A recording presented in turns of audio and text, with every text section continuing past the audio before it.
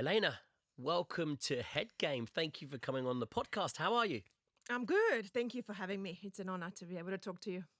Talk to me about how you first got into tennis. How did you realize that you were that was your passion? Because in order to operate at the elite level that you did, surely there's got to be passion there from the off. Oh, absolutely. Tennis is something that I absolutely love, and I loved it from the very first moment that I stepped foot on a tennis court and hit the very first ball that I ever did. So I got into tennis. I was 6 years old. My father bought me my very first tennis racket. He was inspired by Monica Seles and Steffi Graf, the two of the greats of the game. And in fact, he watched the 1989 French Open semi-final between the two, and that was in May. And from there, he decided to get me a racket. He thought it was actually a really good sport, especially for girls and for development. And that's kind of the way that it started. And from what I kind of know was that he saw that I had really good hand-eye coordination very early on. I was always actually quite competitive and quite energetic even before that in preschool. So he kind of felt like I needed to get a bit of that energy out, and sport was a perfect way to do it. And tennis was an amazing sport for me because it's so individual and competitive, and that's what I am. And in a way, I do love the team competitions when we had it in tennis, but I like that responsibility of having everything fall on me, whether it's the good, the bad, the winning, the losing. And I think he saw that, and he had the feeling for that.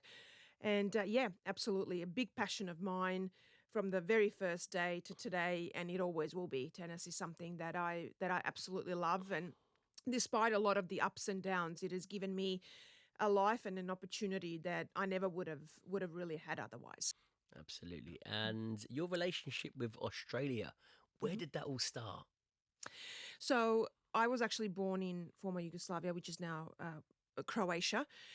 And I was born in 1983, but as an 8-year-old, the war erupted in 1991. So we actually had to move out of Croatia into neighboring Serbia. That was not affected by the war, but we were refugees. We left with 2 plastic bags and my 2 tennis rackets. And we actually thought... You left with 2 plastic bags and your 2 tennis rackets? Yes, yeah. Wow, so you weren't leaving without them, right? No, I was not leaving without them. But whatever fit in 2 plastic bags. My brother was actually 3 months old at the time. So we moved in June. He was born in March. So he was 3 months old. We left. We actually thought that things would settle down, that it was just tensions and that we would be back within a few months. And we never went back. Things just got worse. It was a horrific war. And it was also because my father was really Serbian-oriented. My mother was Croatian, so that was also a very difficult part of it as well. And we came to Serbia as refugees. We had nothing. We lived in a shed that was infested with rats. We didn't have anything to eat. Very often we went hungry, no heating, very limited water.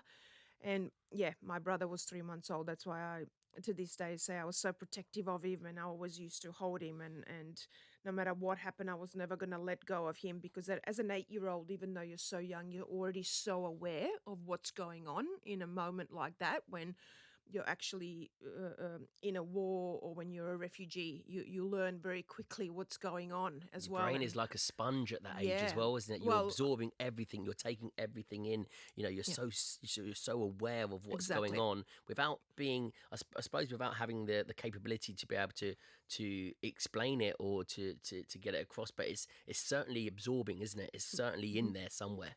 Yeah, absolutely. And I saw my first dead body when I was 8, just a few days before we actually left Croatia. Wow. So it is a shock to the system, but you have to adapt and adjust so quickly, even as an 8-year-old. So we got to Serbia. I continued to play tennis. I was really good already in Croatia, but I had a really kind of natural talent for the game, even very early on. And I was such a great competitor, and I was a fighter on the court, and I had this incredible focus and intensity to be able to still play tennis and do what I needed to do no matter what was going on the outside. And but another big thing that was actually going on for me was the fact that my father was so abusive. So my father was really abusive physically, emotionally, mentally as well from when I started playing tennis. The very, very first day I started playing tennis and hit that very first ball, my father beat me. And it never stopped from there. Things were never the same again. But up until that point, he never touched me.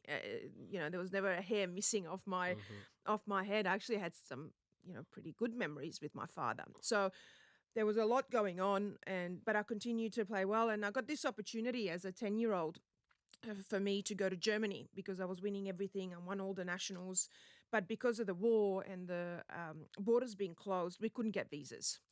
And my father had an auntie who lived in Sydney, and we were able to get a refugee status because of the war and get a permanent visa to Australia. So as an 11-year-old, together with my family, we moved to Australia in 94, and that's how my story with Australia starts.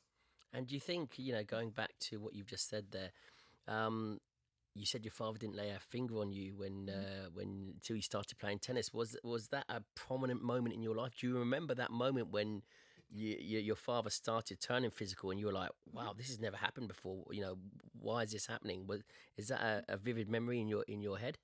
It is. I think we all have, sometimes when you go through things and adversity, and I say trauma, yes, some of those things and some of those moments stay with you. And for me, that one did, because it was such a shock. And I remember he pulled my hair and my ears, and I got beaten with a shoe on the head. And I remember crying to this day. I was so red. I can almost feel how hot I was in the face and what a shock it was. And I actually also, after one of my first beatings, he left the apartment, and literally a minute later, I went to call my mum because I wanted to call her, and I was crying and tell her what happened. And I think he suspected what I was going to do. And a minute later, he walks through the door, and I'm on the phone crying to my mum. And then I got obviously beaten again for that. And that was my first sign of stay silent, never say anything or else. So, yeah, that stayed with me forever. So that moment onwards, you keep your mouth shut. Do you go out your way to please your father at this stage, to obviously, keep him on side so you don't get beaten, so you don't have to go through these horrific experiences, just to play tennis? Was tennis at the forefront of everything that you wanted to do, and you thought, you know what, behind the scenes, I'll just stay quiet and just get on with my life. There's not much I can do. And also, did you use your brother as a safety blanket? Was your brother there? Did that take your mind off of things? Moving forward and concentrating on what you wanted to do? Yeah, for me, it was all about tennis because I knew how motivated my father was for me to succeed. He saw me and he saw the talent, but then he saw it as a way out for the family because we didn't have very much, and I've come out of poverty. So he saw that as a way for me to create a better life for the whole family, especially once the war erupted. And so for me, it was constantly, okay, I just got to keep working hard and training hard, but also continue to improve and continue to win. And he puts a lot of pressure on you, especially as a young kid, because if you don't, it's not just about the loss, but it's about the consequences. And for me, they were getting worse and worse and worse. But yeah, I had this ability to zone in, and a lot of the time I wouldn't even do anything wrong and he would still beat me. And later on, he actually confessed that that's what he did, just so that he keeps me on my toes, so that he knows or that I know that I always have to be 150%. And even then, it might not be enough. So later on, that actually it's controlling you from day dot, basically. Yeah, but it's also unbelievable how much damage that does to you as a person, because later on it really cost me in life, because I felt like everything I did was not enough. You feel like you want to be perfect all the time, and even then it's not enough. And it's a very difficult mindset because it's almost unattainable. And it was very, very destructive for me as well. But yeah, I continued to work hard. I was always a hard worker as well. My brother, for me, that was always, I didn't want him to get abused, and he was 8 years younger. That's a big difference when you're an 11, 12, 13-year-old. So I was always very, very protective of him, and he never got abused by my father, because it's quite a cultural and generational thing, especially from where I come from and where I was born, because in a way that is how you were treating women, and that is that cultural thing of that's the way you're supposed to do things, and it's normal basically to do that. And my life, it became normal in my life to be almost beaten daily. But the problem that was, and what was going on, it was getting worse. And my father is actually, when we got to Australia, he started drinking. So he actually, he was an alcoholic who got worse and worse, became violent. He was very unhappy that we had to leave basically home, and he was very unhappy in Australia, and I paid the price for it. And it was tough to be called, at 11 or 12 or 13 vile names. And sometimes some of those words for me, I would even say, have hurt more than the actual physical abuse. Yeah, because to hear words like that you're not just dumb or that you are a hopeless cow, but to hear that you're a whore at 12 years of age, that really hurt me and affected me and even my self-worth. And the beatings as well, my worst ones that I still remember to this day. In fact, it's such a subconscious, or even a conscious thing today. I can't wear belts, for example. It's very difficult for me to do so because I was beaten with a belt. That was his biggest thing. And sometimes my back would be covered in bruises and I would be bleeding. He would kick me and punch me and pull my hair and my ears. I still, to this day, he would kick my shins so hard with really sharp shoes that I have dents in my shins to this day. So this is what I was dealing with off the court. Then you have to kind of come out, put a brave face on, and be on the court as well. And then come to a new country. I didn't speak a word of English, and I was bullied at school and in the tennis community as well. Wow. So, yeah, all at once. So this was almost something that you become accustomed to, that you got used to. Like you said, it was the norm. So when you say, it's interesting because when you said that, as a tennis player, you were a fighter, it's almost that you brought that fighting element of survival into your tennis game, which ultimately, I'm not saying, it's right, but ultimately that's why you were such a fierce tennis player. You're so passionate. You were such a fighter. You didn't accept loss. You would go hell for leather until the very last point. That's what you're known for. So I suppose merging the two together got you to ultimately to where you needed to be. But when do you remember the first time that you actually won a game or a tournament and you thought to yourself, this is my career? This, I know that I'm good at tennis. I know that I can go far in this world. Let's give it a bash. Let's go. I always, interestingly enough, even though, you're living in this home that's filled with violence, family violence, which has a big effect on you because you lose a lot of that self-belief and that worth because you're constantly being put down and even blamed for things that are sometimes like not even your fault or not happening. And it's very hard to live in a home like that that's so negative and toxic. But for me, I, at the same time, had so much belief in myself somehow. It might sound like it's a little bit contradicting, but whatever then I would go and do, I would believe that I can do it and get out of it. But so you had to be like that, I suppose, because no one else believed in you. Everyone was putting you down. Everyone was dragging you down. The norm for you was you were useless, worthless, piece of rubbish. So ultimately, if you started to believe that, then you probably wouldn't be here today. So I suspect that was a huge right. I've got to believe in myself. I'm the only one here that's going to do that. I've got to believe in myself. And your tennis, ultimately, because you were so good at it and passionate about it and successful at it, that was probably your escape, really. That was going from this childhood where you just wanted to forget to actually get me out on the court. Let me exercise these demons. Let me do what I love doing, where I actually believe in myself. You're right. And as much as tennis brought a lot of pressure with it and obviously potentially violence on almost a daily basis, yes, it was my place to go out and go, okay, this is mine. I'm going to go out, give it my all. It was my passion. And that's where I could almost let a lot of even the fear out, I guess. And that's where I feel like it's so important to have that meaning and purpose in life. And I really believe that to this day, if I didn't have it, I probably wouldn't be here. And for me, you asked about that moment, maybe where I kind of thought, oh, maybe I could be a tennis player. For me, I was always playing the nationals, and I always played a couple of age groups above, and I would still win. So I was like, oh, okay, I'm pretty good. I'm beating people that are older than me as well. But I would say in '98, I won the US Open girls singles title, and that got me to number one in the world in juniors, and I barely lost a match that year. And for me, that was like, okay, this, maybe I am pretty good at this thing. The next level is to play the pros. And yeah, maybe that was kind of the turning point, because it's always really tough to go from juniors to professional. And only, a couple of months later after that, I had some really, really big results on the Pro Tour, including the win against Hingis to get to the quarterfinals of Wimbledon. So, yeah, I think that was probably a turning point when it comes to my belief and going, okay, I might have a shot here. Yeah.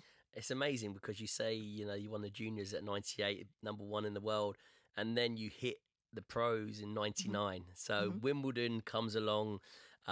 Were you shocked? I'm not saying that you qualified for Wimbledon. Mm-hmm. And take me back to that moment when you're preparing for that and when you're going through that, and then we'll talk about the Martina Hingis upset after that. So when do you get the call up? How does it work? And this is for the viewers and for the listeners. So you're number one in the world juniors, and then do you get called forward to participate in the or do you naturally qualify to participate in the qualifiers? So I already played a couple of smaller professional tournaments where I already had some points, because I go into Wimbledon ranked 129. But actually, for 5 months before that, I with your someone you might know, Mark Philippoussis, who was on the show. Yes, I love Mark. We won the Hopman Cup. And for Australia, the first time ever that Australia won that team's event. And that got me a wild card into the Australian Open 2 weeks later, and I got to the third round as a 15-year-old. So I actually had some points, and my ranking was at 129 in the world, but it wasn't enough to get direct entry into Wimbledon, because only usually cutoff is around 110, 115, so I was close. But I played qualifying, and I qualified at Wimbledon, and that was big, because qualifying and that's huge, not big. That's huge. Yeah.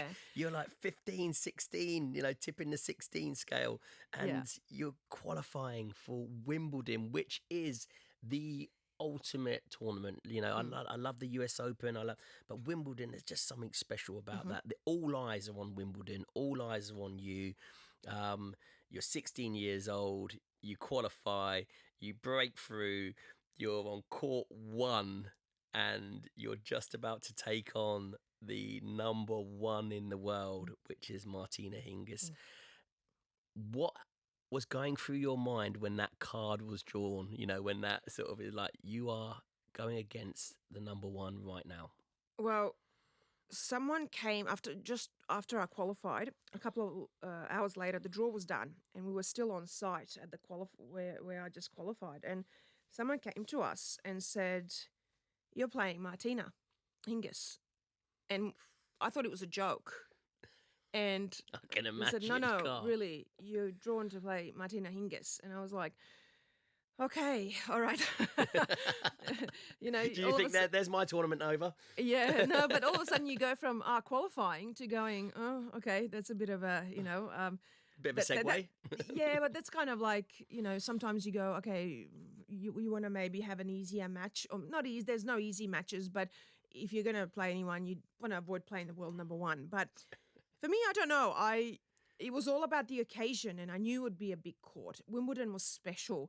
There was so much history and tradition, and this is what I dreamed of. And this is what I dreamed of growing up in Australia. And I took it as, yes, of course, I believe that we all, have fear. You always do. Of course. And I kind of almost say, if you're not nervous and don't have fear, something's wrong with you.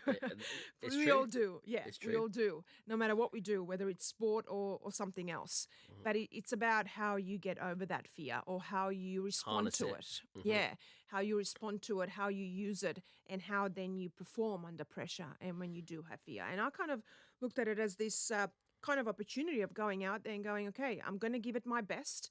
I already knew Martina a little bit. We practiced a little bit. I played her once already. And I kind of said, look, I'm going to go out here and I'm going to give it my all. And that is the self-belief I come back to, because I remember walking out on that court and I actually believed I could beat her. And that's very, even now, hard to believe. Love that. Yeah, but the one thing that I always somehow had was the belief in myself that I can actually get to the other side. Doesn't mean you always will. Yeah, overcome. But if you walk out on the court, or even before you've walked out, and you don't actually believe that you can win no matter who you play, you've already lost. Yeah, so you've already lost before you've even walked out on the court. And I believe in life, it's the same thing. You really do have to believe that you're capable of anything. Yeah, if you plant that seed of doubt before you go something like that, then you only have to lose a point, and that seed grows, right? Get rid of that seed of doubt from the off, because the moment you plant it yourself, which we do, and then things start to go slightly wrong, that magnifies, and then, like you said, before you know it, there's no point in even being on the court. If you go out there with that seed of doubt, you're done. And it's the same with any elite, I would say, any elite sort of environment, is you have to have that self-belief. You have to believe that you are going to, like you said, come through the other side, get through it, or potentially win. That's a huge part, I think, in I don't say an elite mindset, but if you want to be self-successful, then you've got to get rid of that seed of doubt. Yeah, and even when I got into a position to actually win that match, and many other in my career, and if I didn't actually still believe, like, you're set up against the world number one, and how many times have we seen where people get close to winning, but they just can't get over that line? And for me, why I think that happens a lot of the time is that they don't have that belief, and it happens a lot. So you really have to have the belief, if you even get in that position, okay, I'm going to finish this off. It's not about who I'm playing on the other side of the court. And I could really connect that to a lot of the things that we do in life, whether you're going for a new career, a new job, whether you're going through adversity, whether, a lot of the things that you've been through as well, that others go through, that maybe I've been through. You got to believe that you're going to be able to get through it. There's no doubt. I've had many moments after that where things got even worse, but if I didn't believe that I can make it, and to be honest, even to stay alive and be here today, I wouldn't have been able to do it. And that's something I've always been able to get through, even at my lowest moments and worst moments in life. That's what got me through. And can you remember that winning point against Martina? And tell me not only the winning point, but I see it so many times, and I know it all too well myself, but where tennis players drop to their knees, they're so elated because the pressure is so much, the stress, the anxiety, you're in a pressure cooker, then all of a sudden, and it's not released slowly, you win that final point. It's like the top blows off of it. What was it like winning that final point, and how did you feel instantly after that? It was incredible, because there was so much, you talk about that relief, for example, which I had in that moment, because I was like, oh my God, it's over, but I've actually won. And you have so much happiness. But then this was the thing for me, and this is what I am all for example, this tough mindset and being this, tough fighter, and I'm all about discipline. But what crushed me was that I looked over at my boxer and my father, and he was already walking off the court. Like your coach. Yes. Your father's your coach, right? Yes. So his back was turned. He was already gone. He was like nothing happened. And to this day, I'm still very proud of that win, and I'm very happy. But there's always something negative that goes with that certain kind of win or success. And that is where I think it's very, very important to draw the line between abuse and discipline and hard work and so on, and being tough, where it can actually get to a point of being really damaging to another person. And it's not even about acknowledgement all the time, or about constantly getting that reassurance, but you got to have a little bit of that something that gives you, okay, I've worked so hard for this, and at least that you can enjoy it for a second. And for me, that was crushing. That was heartbreaking. And while that was a massive win and a life and career changing at the same time, it was life changing when it comes to my personal life and my relationship with my father and my family and everything that was going to happen from there, because I saw I'm never going to make him happy, and I'm never going to get any acknowledgement from him, because I've just beaten the world number one in the first round of Wimbledon as a 16-year-old, and it's not enough. Wow, that's so important what you just said there. If your coach, your father, can't be happy that you've just ultimately not won Wimbledon, but you've just beaten the number one at such a young age, at the age of 16. You're elated, you turn around and you look for approval. And it is a sense of approval, but just like all that hard work. And he's walking off, but he's taken that moment from you straight away. So it's gone from elation to joy all of a sudden to, wow, what can I do to please this man? Yeah. There's absolutely nothing I can do. So from that moment onwards, you walk off and into the changing rooms, I suppose. What's the atmosphere like with your father, your coach? Almost as if nothing happened. I just remember him saying, I told you can do it. And that was it, which he kind of did say the day before, but that was it. And for me, that really set the tone, even though I'd already been abused at that point for 10 years, quite badly, that things were only actually probably going to get worse. Get worse, yeah. Get worse. And the writing's on the wall there, and it's amazing that you've broken it down like that, Jelena. And I'm sorry for butting in, but it's exactly how I would think, and exactly how I've seen things in life as well. That moment, wow, which is again, like you say, a career-changing moment. It's as you as a tennis player, as a person as well. And then from that moment, instead of thinking things are only going to get better from here on in, actually things are only going to get worse. Yeah, and that's why I'm such a, for example, big advocate today against child abuse and domestic violence and a lot of the things that a lot of people go through. And you know, I said to you, I watch SAS and everything that you guys do. I have so much admiration, and you're so tough, and I've grown up that way, so I understand it. But even you, and you're so tough, you go, you know, when they do something, you go, well done, mate, you know, or well done. Yeah, but exactly. A little wink, a little nudge. Yeah, or something, just a little acknowledgement. bit. It's acknowledgement to go, do you know what?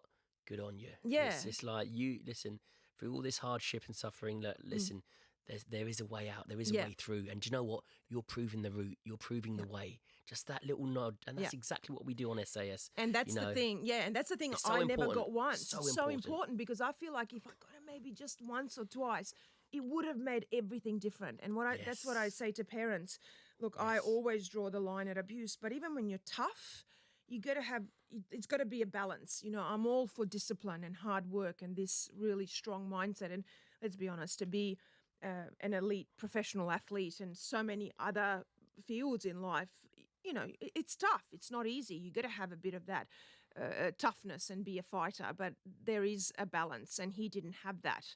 And it was tough. It was detrimental to me. And actually, that's what I always say. People think that having extremely abusive or tough parents, that's the way to success. But if you actually look at it, people that have been unbelievably successful, especially in sport, they have had that discipline and hard work, but they've had a lot of support on the side. Absolutely. In a very, you know, still not in a just a support that always knew, listen, I've got your back, and we support you. Go and do emotional what you need support. So how does it change thereafter? So you win. This is huge. All of a sudden, your name is everywhere. From that moment onwards, obviously, even more pressure on your shoulders.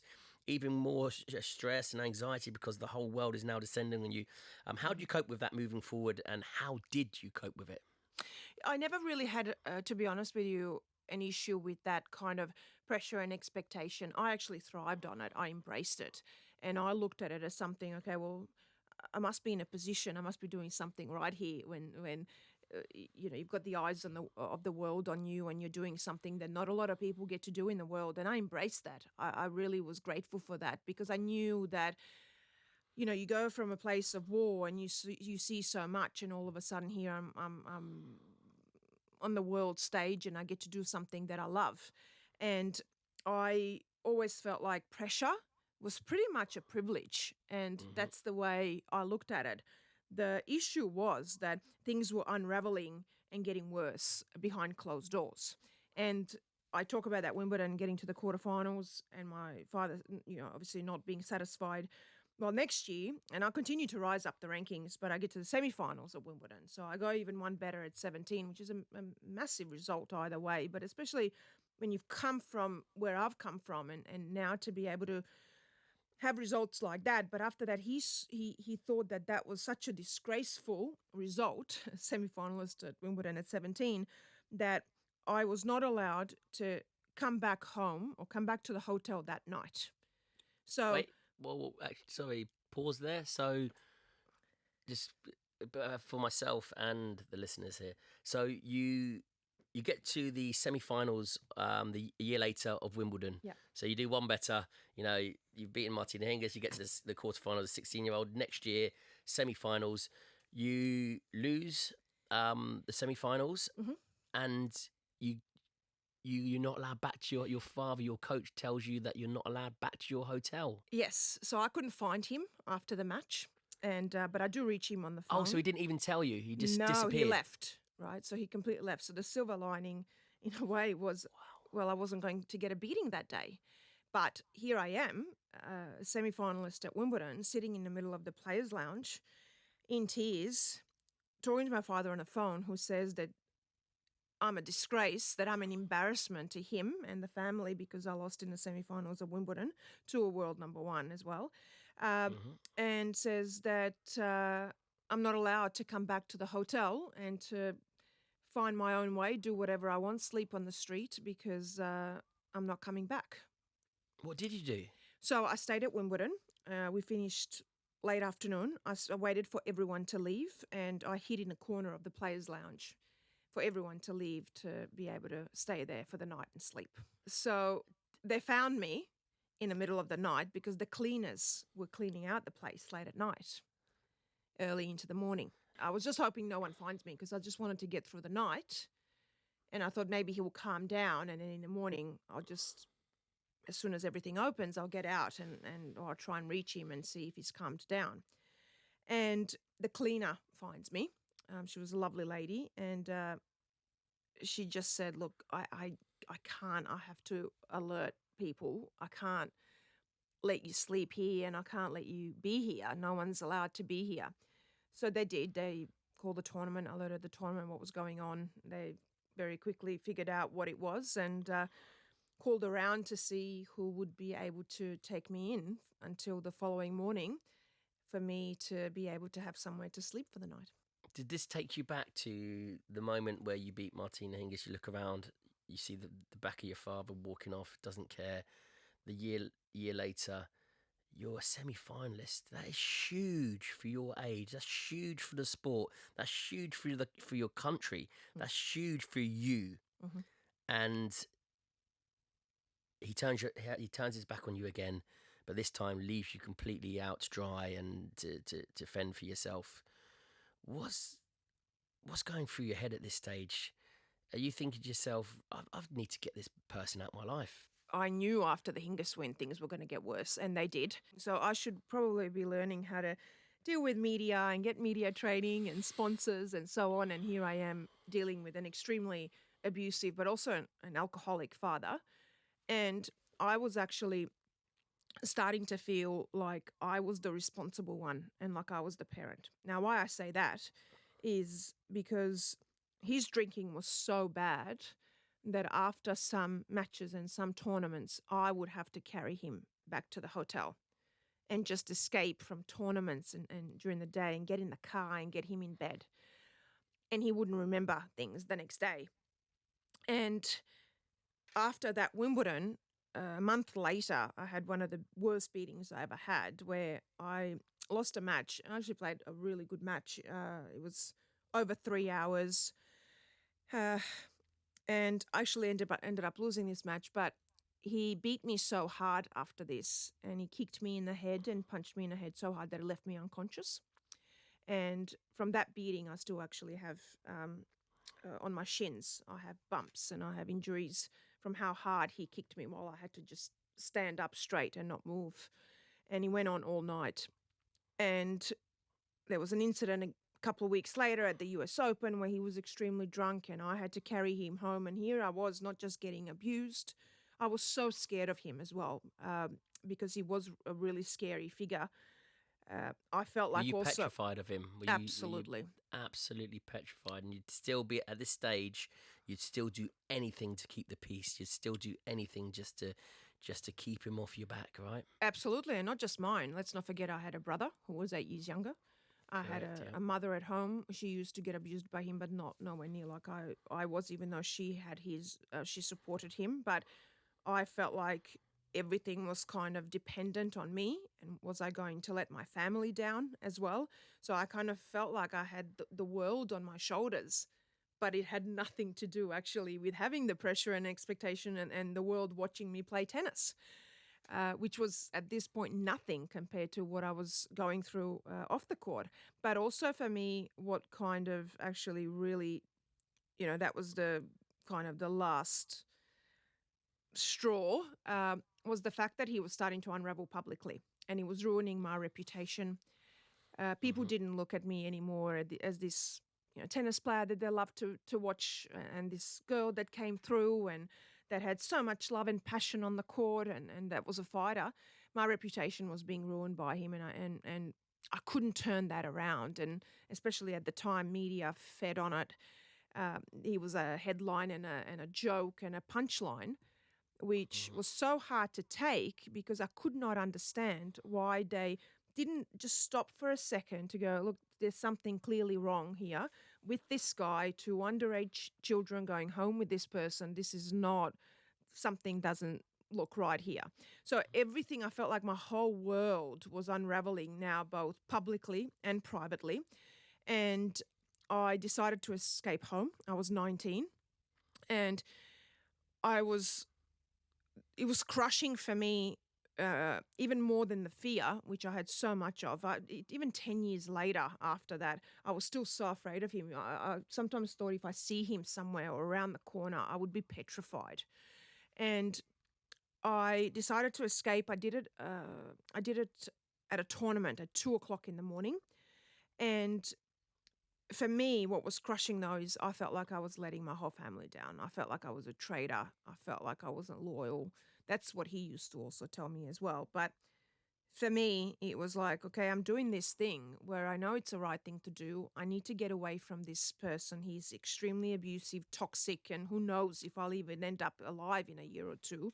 But at the same time, my heart was broken because I was leaving my brother and my family, and I felt like I was this really a traitor and a disappointment to everyone. Do you know what really gets me is looking at you and hearing your story and I'm sure you've asked this yourself, but you're super positive in your approach of moving forward. How far would you have got if you had that support behind you? And that really, I get quite emotional thinking about it because it really upsets me because, I see a phenomenal talent that just, your world could have been a whole different world. Look, for sure, if nothing else, the longevity of my career would have been there, and I would have played at a really high level for a very long time and a lot longer. And a lot of people say a lot better, maybe even a Grand Slam champion. But and I did think about this for a very long time, and it used to upset me. But you know what? That's kind of all a what if. I kind of felt like, I feel like now, listen, this is the cards I've been dealt in life. And everyone's world is different. And for me, it didn't matter anymore because I was at a stage where and I didn't realize it at the time, but it unraveled in the next few years after I left home, where my mental health was so affected. I was such a traumatized, still young person who had PTSD, who had depression, who had anxiety. Later on, I would find out even traits of borderline personality disorder because of everything that I went through, that this was now a battle to not just stay alive, but if I do stay alive, to actually live a normal life one day. That is how extreme it got. Because once I left home, it continued. His terrorizing continued. He would show up at tournaments. I had to hire around-the-clock security with me at tournaments to make sure I was safe. This was after you got rid of him, right? Yes. So you get rid of him. How do you feel take me back to the first tournament without your coach, without your father there. Is there a sense of relief? Is there a sense of, or are you always looking over your shoulder knowing that, he's going to pop up?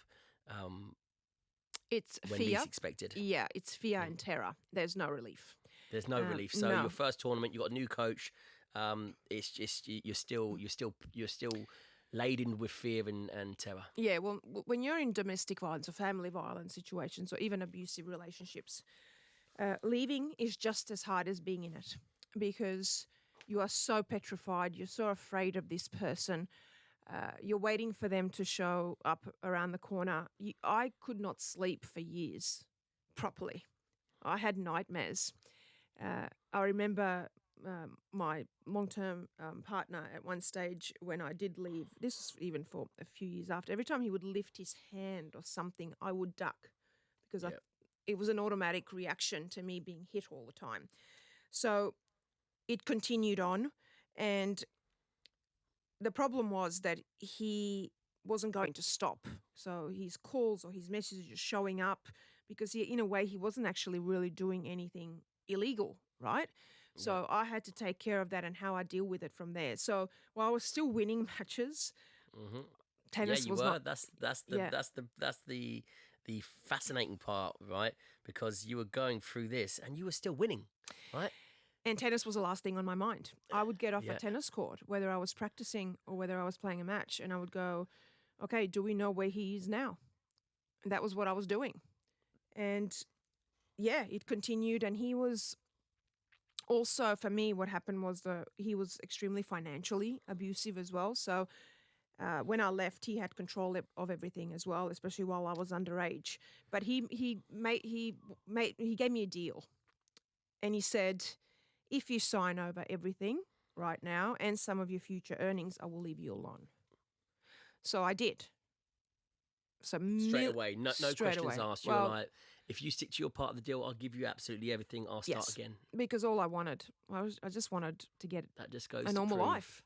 Yeah. The life that you were going through. Yeah. Wow. And I gave him millions, but of course it didn't stop. And the hardest part, though, for me was that my brother had to stay behind with my parents because he was 8 years younger. He was 11 at this point.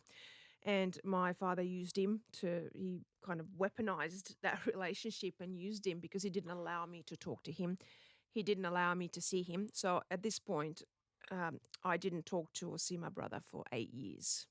And that is what really crushed me. It was I didn't care about the money. I didn't care about anything. It was these things that meant so much to me that I didn't have anymore. And my mother chose my father's side. So here I was, kind of had to go about it and left alone. And it was starting to take, a really big toll on me mentally, where within 3 years of leaving home, it's actually not a very long time when you think about it. Here I was standing on a balcony and almost jumping off a balcony. How did you get through that? Mm-hmm. How did you get through everything to that moment where you're like, listen, it ends here right now on this balcony, and then you get through it? You always believe that there's a way out. So even in that moment, when I was standing out on that balcony, and it looked really, enticing for me. I was one step away. For me, that fighting spirit kicked in and said, no, can you do more? And that's what I think my strength is always giving 150%. I did it on the court. I did it off the court. And you always feel like if I've given it my all and there's no more options, okay, I put my hands up. But I felt like, you know what? No. I've got more to give. Yeah, I've got more to give. There's more to life than this. Yeah, I think it's those 1%ers that you sometimes think, I've fought. But I always go, there's a little bit more left there. And you just never know, that might turn your life around. And that's that self-belief. When I said to you, you walk out against the world number one. You can be walking out against Serena Williams, greatest of all time tomorrow. And she's one of those players that really had that aura and she was intimidating. But you go, you know what? I'm going to step on this court. I'm going to give it my all. I'm going to believe I can win. I might get thrashed, that's okay. But I'm not going to go out there just straight away thinking I'm going to lose. And this is the same thing when I said I connect that to life. Is that what you've done with your life in that moment? I've got more to my life. Mm-hmm. I've got more to give. I've got so much more that I can achieve and do. And you know what? I'm not going to let anyone else define me. I'm not going to let any situation. I'm going to define myself.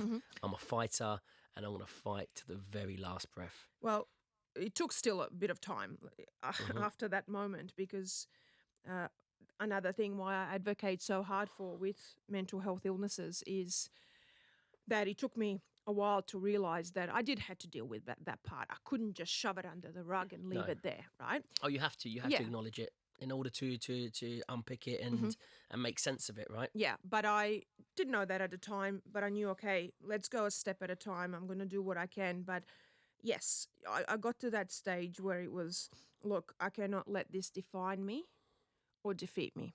And for a long time, even a few years after that, it did. I felt like I was defined and defeated by that past, that's who I was, and also what my story is about, but also who I am as a person. I always kind of knew I'm not like my father. I'm nothing like him, and I could never be like that. I'm completely the opposite. I was always this, especially before the abuse. I remember even as a really young kid, I was this bubbly kid. I had this energy for life, for tennis, for everything I did, for school, for my friends.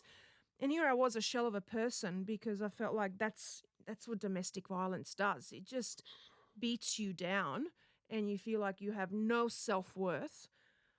And I didn't know yet how I was going to get there, but I felt like, okay, I'm really defined here by that and by him. And I'm, in a way, even defeated. And I was like, okay, it's not all my fault, but at the same time, let's give it something more here. Let's fight. Let's see how I can actually get out of this. And for a very long time, look, I was a victim. I was. There's no doubt about that. But the question was then, okay, I've got to survive this first. Do I want to live as one? And then let's see what goes on from there. It took a while, but you know what? It doesn't matter, because a long journey is better than no journey. And I learned so much about myself through all of those ups and downs. I want people to know that the journey to finding yourself and to healing is not all up, up, up. It never is in life or anything. And it's not life. Yeah, it's important to know its ups and downs, highs and lows, wins and losses, but you can learn so much from it. And I learned so much from all my, let's say, failures or mistakes, and even some things that happened to me that I wasn't in control of. It was, okay, let's see how we can turn this into a positive, right? Unfortunately, I still had some good results, but my career ended early at 29. Because of injuries and because of being really drained mentally. I took a toll on me. Yeah, mental scars, emotional scars. Yeah. You talk about injuries, physical injuries, but look at all of those emotional and mental injuries as well. That on top of your physical injuries is it's hard. It's hard to pull. But I had that moment where I was like, you know what? I actually think this is the end for me, that I shouldn't give this a go. But there's a moment where you go, okay, this was my career. I'm ending it at least 5-6 years early, and it's been up and down because of everything. But I kind of was like, okay, I really had something where I had to recognize that was the end. Professional athletes have a really hard time doing that, because you feel like a part of you dies when you end something that's been your identity. Yes. And so what I was like, had to go was battling this thing, going, should I play? Should I take a year off but then try again? Should I make a comeback? Should I, is this really done? And I was like, no, it's something was telling me this is it.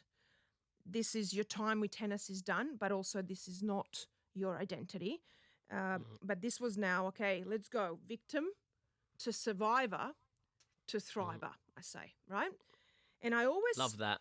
Say that again. Victim, survivor, thriver. Thriver. Yeah, listen, that is it. Wow, I'm going to take that and use that for my own. I hope you don't mind.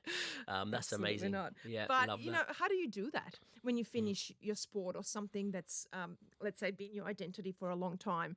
And I had that where I had fear. I was hiding, couldn't even get out of the house to try something. It was an unknown for me. What do I do from here? And this is where I had to go, okay, I need to get outside of my comfort zone. That was one. And I was always good at doing that. But I lost it a little bit along the way with domestic violence and mental health illnesses, but also it was, okay, something's missing here. I need to do something. I've got the weight. I felt like I had the weight of the world on my shoulders. And I realized the very first sentence that my father said when he beat me the very first time was, "Don't you dare say anything to anyone. Don't you dare say anything to anyone or I will kill you." And he used to repeat that all the time. And I was like, I had no voice. I was silenced. I had nothing. I never said anything in the media. I never said anything to anyone. And I didn't quite know it at the time, but writing my first book, Unbreakable, that was it. That was the turning point, because I was finally telling my story, sharing my story, finding my voice, speaking up. But for me, it was different. I had a platform. I did it through writing, but you can do it with your family, with your friends, with your co-worker, someone, or getting help. I find so much strength in vulnerability. We as athletes and in general in society have this thing that silence is golden, but also that we have to be perfect, and that there is this kind of like, I had to shatter the myth that we had to be perfect and that silence was golden. And I discovered that with Unbreakable. And I say the day that Unbreakable came out is the best day of my life. And I've said it since. That's 6 years ago now, because I got my life back. I wasn't existing anymore. Oh, you got your voice back. Yes. Right? But by that, I got my life back. Yeah, exactly. You got your life back. You got your voice back, because now you're a super respected tennis commentator as well. So talk about going back to those very first words of, silencing you, of having no voice. And then your book comes out. It sort of gives you that confidence back. And then all of a sudden, your voice is heard throughout the tennis world with huge respect now, because you're a tennis commentator. How does it feel being, a name within that sport, and now someone that's listened to and hugely respected? It's interesting, because if you told me that I would be, commentator, analyst, or, on TV and a speaker, which I am as well, but also even 2-time best-selling author, I would go, no way.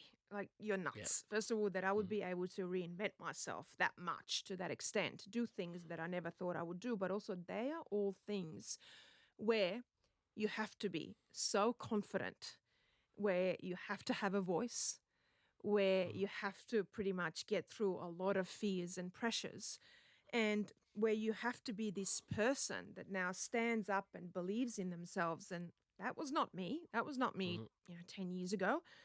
But that's why I feel so strongly about sharing our stories. And it might not be for everyone, but somehow sharing your story and being vulnerable to finding that strength. It takes so much guts to say, I am not okay, or this is what's going on. I need to go get help. So I felt like, okay, this is now, I found my voice, but at the same time, let's go. Let's get out of my comfort zone. Let's see what I'm good at. I have some things I want to do. I have a passion for this and for that, and let's do it. And finding my voice has given me that confidence to be able to talk, to be able to look at people. If you saw me 10 years ago, you would say, that person just looks the same. Yeah. That is not the same person. And that comes through going also, look, tough lessons, going, look, I could let this define me. I could let it defeat me. I could let it destroy me. Or I could, I could build myself back up. I had to go, and I had it for a while. It's just kind of a natural thing. I was a victim. But I, with Unbreakable, I was like, this is now my survival story, getting my voice back. And I say at the end of Unbreakable, I don't want anyone to pity me. I don't want anyone to feel sorry for me. This is my life. There's no what ifs. But it's now, okay, how do I rebuild and become this person that I know I can be, that I can be the best version of myself? When I think back on it, is and to wrap this up, when you mentioned that when, before you started getting beaten by your father at the age of 8, you were a bubbly, confident young girl.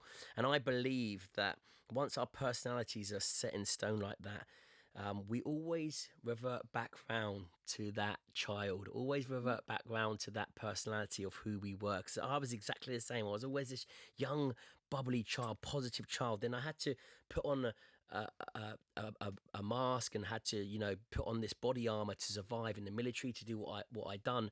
But then I've always come back around to being that super positive, you know, young sort of super positive, sort of motivated individual that I was when I was a youngster. I think you always go back to your purest form, and I can see it within you. Just speaking to you just before, you know, I can see the bubbly side. When you mentioned that young girl, I thought straight away, I can see that. I'm not saying it's fully there, but I can see that. When you say you're confident, I can see that. You know, that personality that we were, I believe that, you know, we go through life and we come back round to the purest form of ourselves. And I've definitely seen that in yourself. So thank you ever so much for coming on the podcast. No, thank you. Great lessons identified. I want to see you on my show next, SAS. So listen, I'm coming for you. I'm going to come for you. I'm going to say, look, listen, this is the time. But listen, great lessons identified. You're a phenomenal woman. Talk about mental resilience and emotional intelligence when we look at how we've unpicked things. Lessons learned, and people are going to get so much from this podcast. Thank you so much. You're amazing, and I can't wait to have you on the show. Thank you so much. Thank you. Thank you. Thank you.